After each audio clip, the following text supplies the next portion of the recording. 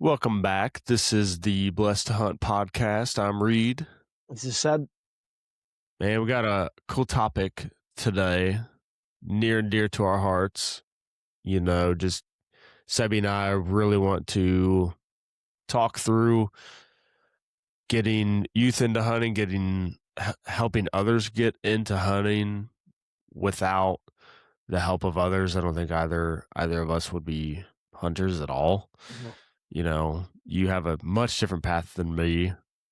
But even still today, man, have people helping us with hunting. So I think it's very important. They say hunter numbers are down in comparison to where they've been in the past. And I think as well, just want to talk about we don't necessarily have to make everybody a hunter, but I think it's good for us to be educated and then to help others kind of really know what we're doing. Yeah. So we have, like allies almost, and without hunting, the government has to get involved to help with conservation and with numbers and stuff. Like we really need hunters. I think people just don't know. You Yeah. know what I mean? Yeah, that's a good point. I mean, whether somebody actually wants to like be a hunter or pursue game, Mm-hmm. they would at least understand what we're doing and be like aware of what Yeah. you know. So Yeah. Yeah, I'd say first, man. So your path with hunting, we can just talk a little bit about kind of our paths, and then also maybe experiences that we have helping others get into hunting. I know sure. we both have numerous experiences and could talk some intricacies there. But firstly, you had a very interesting start into hunting, and it was very related to watching YouTube and learning through Yeah. there, which is Yeah. super cool. Yeah, so I guess where do I start? Yeah. I'd say So give like a kind of a bird's eye view of like yeah, how'd so that work? I mean, just growing up, I didn't grow up in the Midwest, and I know that hunting isn't just in the Midwest, but I Of grew course. up in in just circles that didn't really do hunting. And I mean, I've always been outdoorsy. I've always been outside. Like I couldn't wait for school to be over or for breaks to happen so that we could go to the mountains, so that we go to the rivers, so that we could go to Hmm. lakes, go to the ocean. Like I just was I grew up in a big city, but I don't think I'm a city boy. I mean, and I've always known that, right?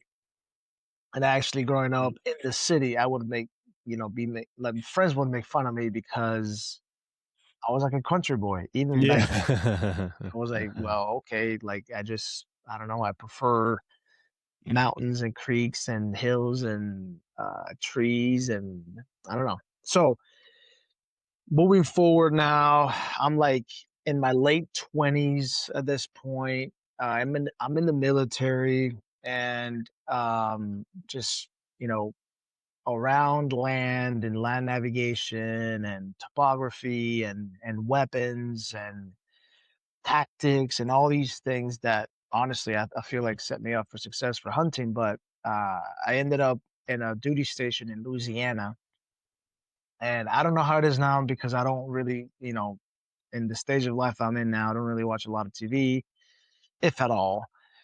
Yeah. But during this time was when the Duck Dynasty really blew up, and so Mm. everyone was hunting, and around the same time I was starting my jujitsu martial arts training, and I had a buddy, country boy, Louisiana through and through, and he took me duck hunting with him, and that was my intro into duck hunting, which was through a friend. He Wow. I don't remember how the conversation went, but I think he mentioned it, or I brought we a cool thing about martial arts is like you really get to know people and you really become close because you spend so Quick. much time training, you spend so much time just like in the suck and just like training with each other and pushing each other. And it's just, and it's really, it's like stripped down, really, vulnerable time because it requires sweat and effort and growth. And Mm. so it's just really cool. So he was a really good friend. And I think he was going to go hunting. And I was just like, yo, like, take me.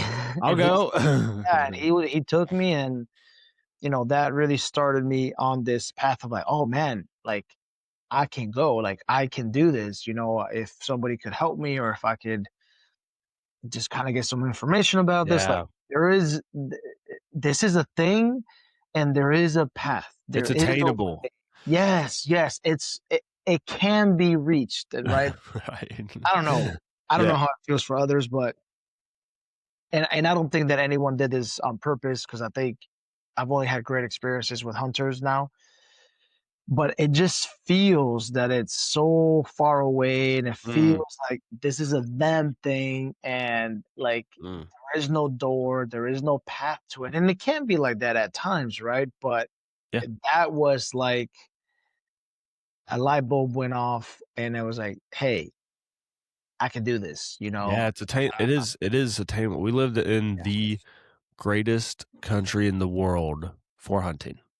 Yeah, Literally. yeah, We have public land, and they're constantly trying to take that away and whatnot, but we have public land that anybody that is a citizen of our country can purchase a license. Even felons can hunt with bows. Like, we have ways that darn near everybody can go yeah. hunting, and people don't recognize that. And like, I know that there's pressure on public land and stuff, but man, like, there is still tons of public land that is untouched, that doesn't get hunted very much, hardly at all. And like, there's tons of private land that doesn't get touched, but I I mean, digress. Like, there's ways.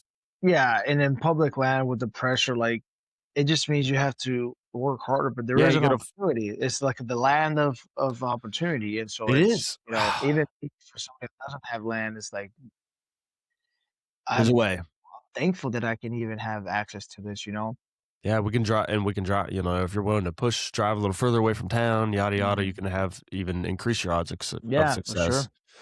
Yeah, so I, I guess after this, let's. So I moved out of yep. Louisiana. I got out of the military, and then I moved up to the Midwest, Indiana, Ohio area. Hmm.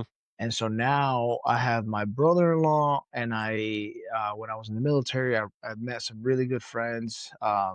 Shout out to CrossFit Access in Dayton, and became really good friends with some of the guys there, some of the ladies there, and my brother-in-law started getting into hunting a little bit before me, so he was already a source of me asking questions. And you met my brother-in-law.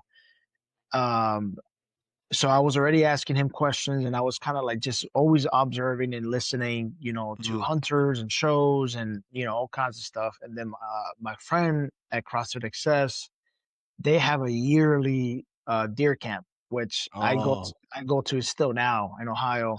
Um, and so I just tagged along, one year I literally went without a license, without a bow.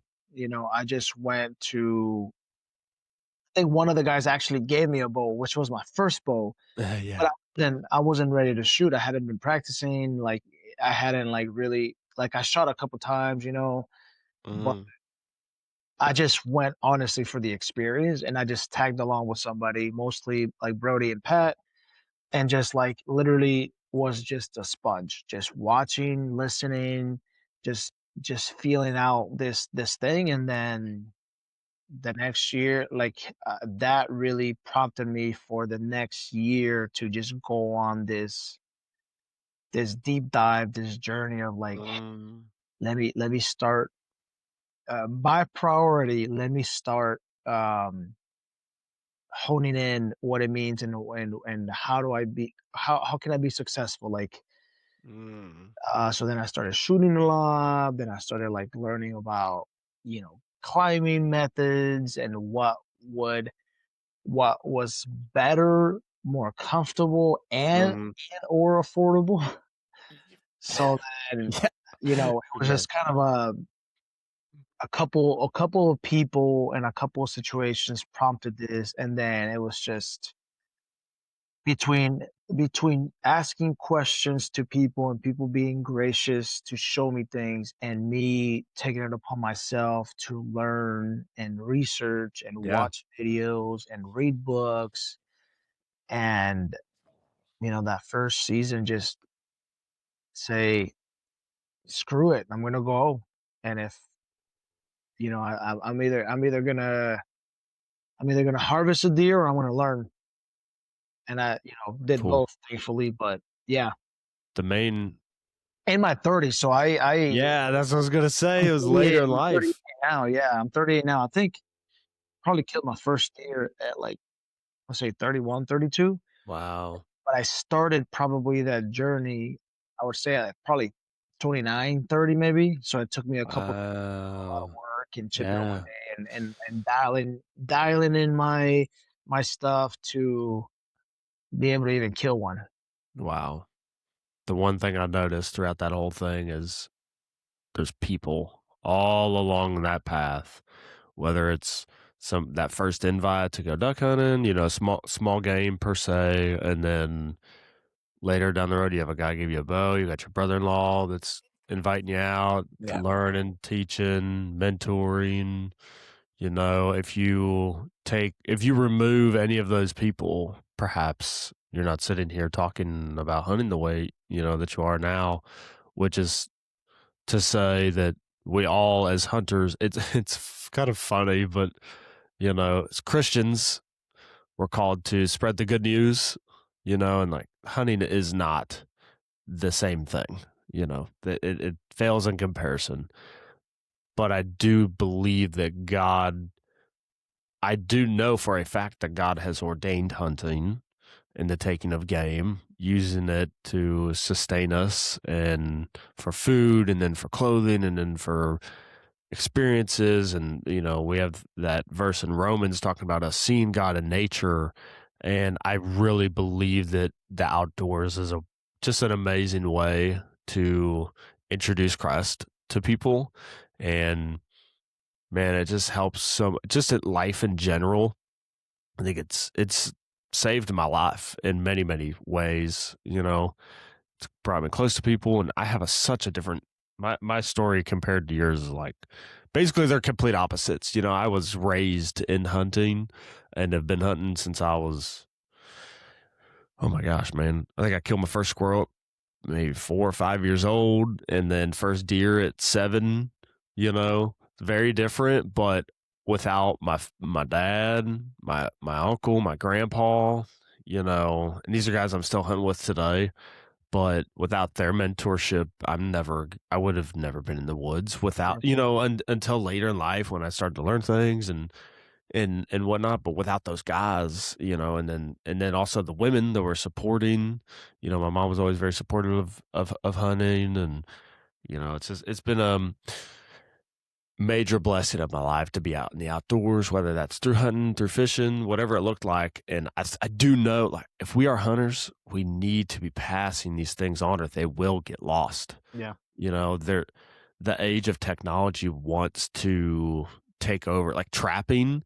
I was a trapper for years, and I do plan to trap this winter, and for the first time in quite a few years. And that's a lost art that's Yes. we're losing that more and more. We're losing fishing, not so much, but like we're losing hunters, and people are the technologies, like, and they're all but like very hard things.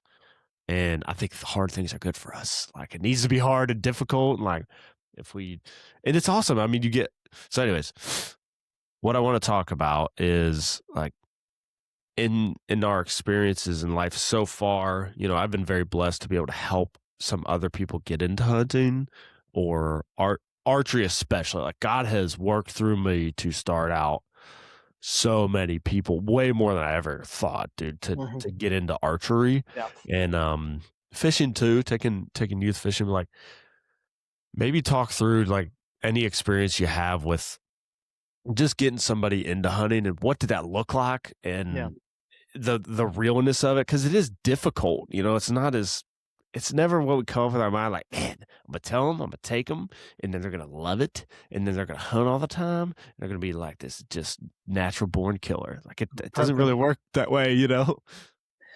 Yeah, I guess for me, maybe it's because I haven't been doing it as long, right? But I just felt right away when I became successful that I'm like, man, like I gotta help people. I gotta share this with people. Mm, I gotta welcome people in. I gotta be, if not as good, maybe even better of a host and I guess like a mentor, yeah. yeah, yeah, for people, and maybe do tell specifically those people that are older that didn't grow up around these areas, that didn't grow up around family, Mm, that hey, you can. You've thought about it for a while? Oh, I did too for about 10 years before I started doing it, you know?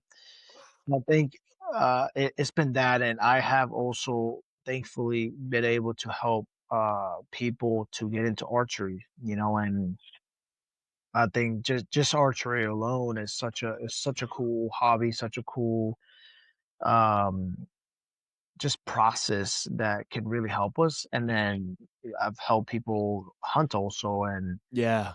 it's been great, but the truth of it is that, when you were talking about a few minutes ago about like the hard things, I think that we as a society have been doing less and less seeking of hard things and more seeking Mm, of easy things. I think, you know, yeah. lessons are in the journey. The lessons are in the being consistent with something. The lessons The are in failures. the ups and downs, the try and errors, the mistakes, um, or the delayed gratification, right? That it's not just a drive through. I mean, it's hunting or fishing. Really, even is the furthest thing from a Oh, drive through or like a quick turnaround because that's just not how it is. And I think that it I've connects us, man. It I've been very connects us very too. passionate about helping others that want to do it to get into it. And Yeah. Yeah. it's Yeah, great. I think it's kind of 2 parts, man, like, we need to this is a podcast for somebody listening that is just possibly interested, of how to seek somebody out and maybe ask the right questions and also just know that it is possible.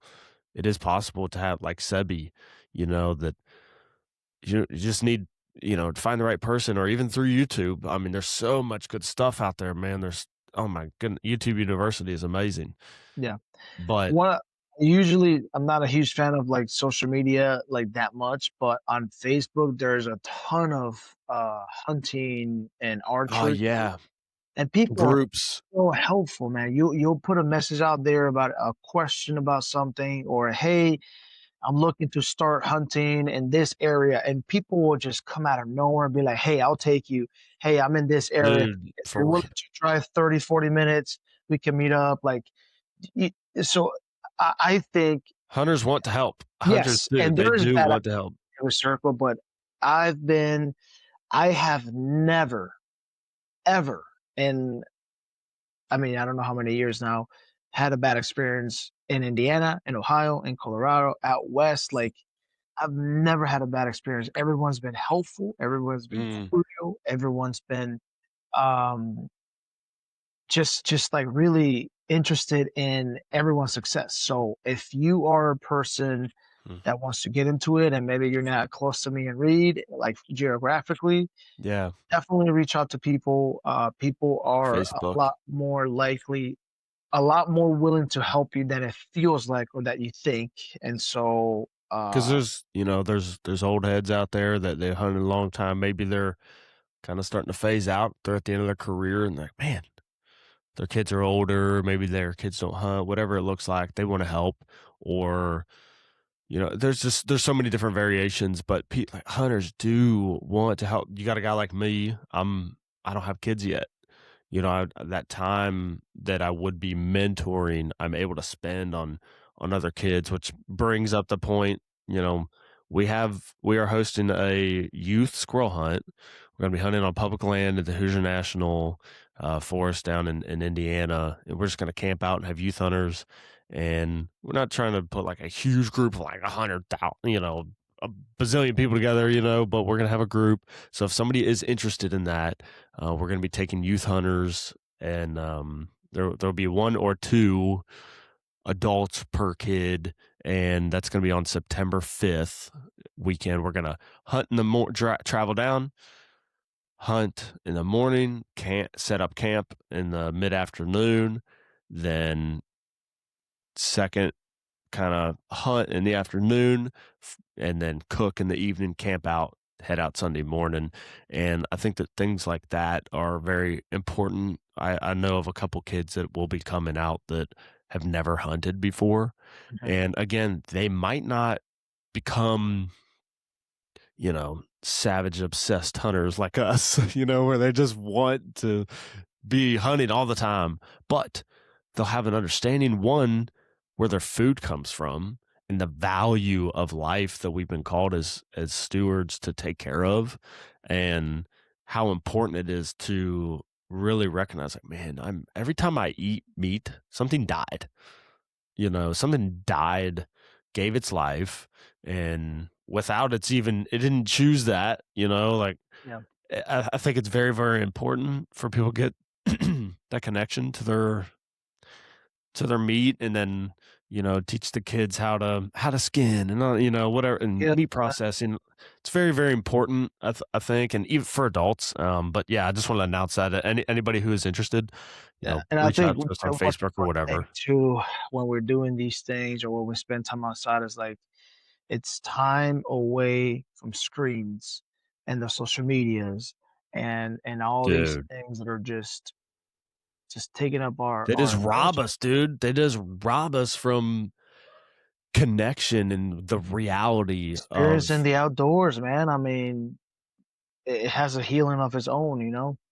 oh, dude, man, that's like, Fred Bear's always talking about, like, go up into the North Woods, and he's talking about bear hunting. He's like, tell the youth, tell the thrill seekers to go up into the North Woods and hunt, and it'll cleanse the soul. That's what he says. It'll cleanse the Yeah. soul. It's like, man, it does. It really does. Because you're out there, you're just in nature, you're seeing, you're thinking about and it's hard to miss God out there, man.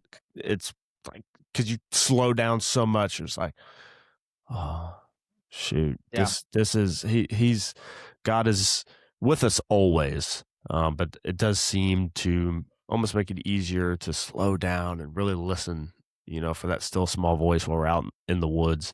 And for anybody to listen, that wants to help others get into hunting, Sebi and I, I now care more about somebody else killing something than myself. If it wasn't for acquiring meat, like, trust me, I love hunting. I love seeing an arrow pass through an animal to then, acquire that meat and the experience and the memories, and like, it is awesome. Um, but dude, like, I would give all that up to help others. Yeah. That's a feeling that is just surpasses anything. Seeing that young kid, man, like, their eyes wide open, like, oh my goodness, like, holy smokes, I hear turkey Yeah. gobble, whatever it is, Yeah. I it's guess my important. my measuring stick for that is like when I kill a deer, I'm very thankful, very happy. Obviously, it's just it's great. Uh, but then the comparison to that of when a friend kills one, dude, It's not the same. That's so I funny. will about lose No. my mind because I don't know. There's a flip that switches when a friend, a buddy kills one. It's like I'm about to fall off out of this tree. Yeah, You especially, know, dude, I just especially just when you help. celebrate so much, man. Yeah, when you help others as well, because you're very invested, so you've put the time in. Oh man, I know you've put the time in, Mhm. and then they get that animal. It's like, oh man, yes, dude, you just kind of, and it's very fun, and you connect with people, and then man, there's just something so special as well, like Yeah. walking up to a deer that's been your to a mentor or your friend that they've killed, and then like spending that moment with each other of like, man, this animal gave its life. It's all so raw and real, and it connects us to each other, connects us to the land and the creation. And but yeah, I think we just all need to take special time to try to take youth hunting, to try to, and you don't have to take people hunting necessarily, but spending time talking, with just spending that time talking about arrows or bows or, hey, this is my experience. This is how, there's a scrape. This is what a scrape is, or what, you know what I mean? There's all kinds of different variations. But if we spend that time with each other, because somebody took time with us, Yeah. I'm not talking in a like karma or something kind of sense, but if nobody does that, Yeah. hunting will go away. And with us.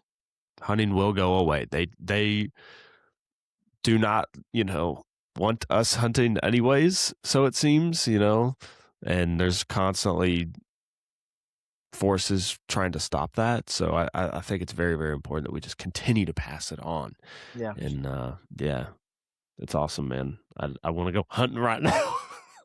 Dude, you know what's crazy is I was just thinking about it. I've been so busy, dude. It's June, bro. Dude, I know. And June for me is always like, all right, it's time to start. Here we Yeah. go. Yeah, I shot some arrows last night, and now I don't know, I'm starting to get excited because summer's gonna be busy, Dude, it without a goes doubt, like and next thing you know, it's like September, October. Oh, like, oh my gosh, here we go. And excited. squirrel season for me, that's always huge. Like we start squirrel hunting and our season starts August 15th. And when that starts, man, it's like, okay. Right Oh, into deer season, bro. yeah, next thing you know is deer season. We're like, oh my buddy, here we go. And I Mhm. just looked this morning, I was looking at all the seasons. Ohio opens September 26th. Yep. Like, dude, that's all we got.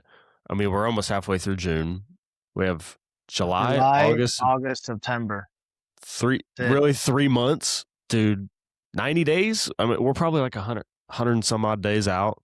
It's like, dude, that's gonna go by so fast. Summer goes by quick, man. So Mhm. it'll be here. So really, right now is a great time to help somebody start getting prepared And for if you're that season, somebody, this is a good timeline to now reach out. Yeah. yeah, reach out if you whatever part of the process you're in, if you have a bow, don't have a bow, if you know, X, Y, and Z, just start to get your shots dialed in. Mm, Don't wait till September. Don't wait bro. till August. Start shooting now. It doesn't have to be like an hour session. Just do 10-minute session every other day, every day, a few times a Yep. week. Yep. Start dialing in. Start now too is a chance to buy some hunting gear if you need to. Yep. So before the season starts, because then everything's going to be super expensive. Yep. So it's a good time. So reach out to me and Reed. I know we Yeah. both share a passion for helping others, guiding others, answering some questions. I mean, we're obviously not And we the had, line experts, but of course, we've learned a lot. We've heard a lot. We have a lot of resources. I have a ton of extra things that if someone needs something, happy to I help. I end up letting people borrow so much stuff that I even lose things because I forget who borrowed what. But like, Me here, too. like, ultimately, I don't care. Like, I want people to be successful, and if Yeah. that's gonna bless you, man, and Yeah. And I don't another, bring me something else, like yeah. I'm like, man. But what about if I don't care if they break it, if they lose it, if they keep it, pass it on. Absolutely. Yeah. I Yeah. know, Somebody did it for us. yeah, Reed shares the same heart with me. So if you got, Yeah. honestly, just reach out individually to the Blessed to Hunt page. We want people to experience the outdoors and big game hunting and Yeah. Yeah. hunting. Another note, like if anybody's starting this venture, you're going to need your hunter education. My brother owns Recademics. and is very involved there. So if somebody has questions, like we are able to help you literally step by step get through your hunter education certification, and we can help you get to that end goal of like actually getting into the woods. And there's mentorship programs and all kind of some really great stuff out there that, I mean, my brother's enlightened me, and honestly, we probably need to have him on, but he's enlightened me. Like, there's all these states have these amazing mentorship programs that there's hundreds that guys like us, they can jump in there to mentor. And then there's also the options of people that were like you that didn't, if they didn't have somebody they knew, they can get into these mentorship programs. And a lot of times it's related to public land. And he was telling me about this stuff. I'm like, dude, I didn't know that existed. Yeah. Like that is awesome. And it's across the country. There's in every state, they have these Yes. programs, man. Under It's either, like, for sure. yeah, I'm like, dang, man, you know what? I feel like people don't know about this because I didn't know. I've been in the hunting my whole life and in the industry my whole life. I'm like, dude, we gotta get the word out, man. This is good Yeah. stuff. So yeah. We'll close up here, man. But like Sebi said, if y'all got questions or something, dude, just reach out. We're happy to help. So Yeah. cool. Awesome, bro. Thank you. Y'all, thank you for listening. Do not forget, Jesus loves you. Go shoot your bow. Yeah. Catch you next time. See you guys.